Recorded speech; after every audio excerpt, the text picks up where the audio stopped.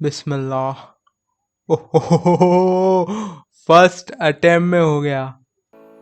अस्सलाम वालेकुम एवरीवन। आज की इस वीडियो में हम बनाने वाले हैं, tortilla española. ये क्या बोल दिया, हम बनाने वाले हैं ट्रेडिशनल स्पेनिश ऑमलेट। तो इंग्रेडिएंट सारी डिस्क्रिप्शन मेंशन है और हम शुरू करते हैं आज की इस वीडियो को।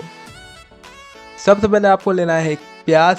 आप लोग जैसे चाहे वैसे काट सकते हैं, मैंने तो हाफ मून साइज में कट किया है। फिर लेना हमें आलू, उसको भी मैंने हाफ मून में कट कर लिया है। फिर एक ऐसा भगोना लेना है, थोड़ा सा बड़ा हो तो अच्छा। फिर उसमें हम डालेंगे हमारे अंडे। वैसे ओरिजिनल रेसिपी में तो 6 अंडे थे, पर मैंने सोचा इतना सारा ऑमलेट खाएगा कौन, इसके लिए मैंने यहाँ पे 3 अंडे का इस्तेमाल किया है। आप लोग चाहो तो 6 से बना सकते हो। एक लार्ज आलू ले लेना, एक लार्ज अनियन ले लेना और बना सकते हो।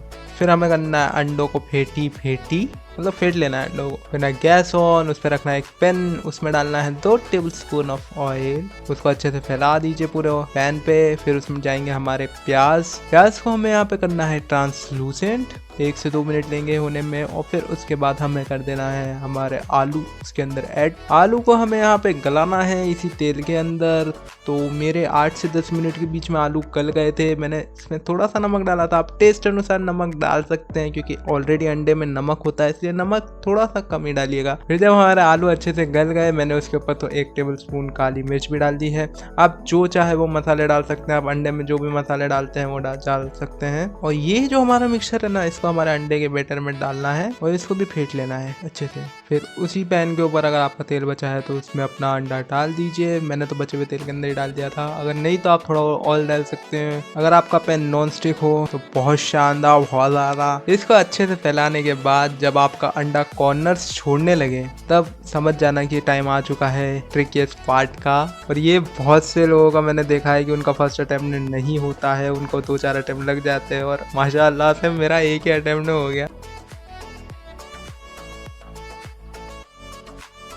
अब बस उसको पलट के 1-2 मिनट दूसरी साइड से सेकने को देना है। और ये हो गया आपका रेडी टोर्टिला एस्पेनोला।